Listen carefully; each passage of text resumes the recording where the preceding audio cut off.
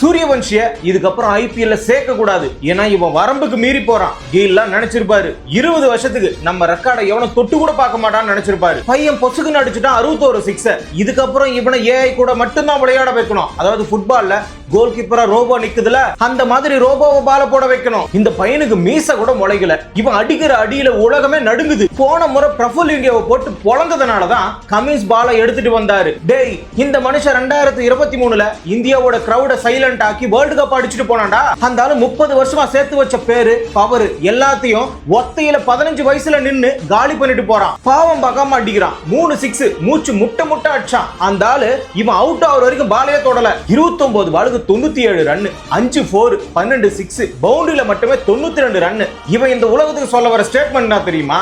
இங்க பெரிய கை சின்ன கைலாம் எவனும் கிடையாது. எவன் கையில தைரியம் இருக்கோ அவன் தான் பெரிய ஆளு. இப்ப நான் சொல்ல போற ஸ்டேட்மெண்ட் தெரியுமா?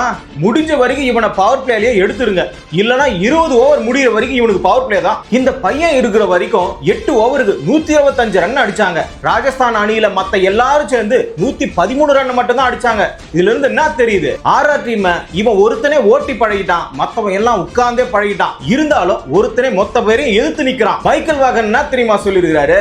இவனோட கெரியர் 21 வயசுல முடிஞ்சு போயிடும் சொல்லியிருக்காரு. அந்த ஆளுகிட்ட யாராவது புரியுற மாதிரி சொல்லுங்க.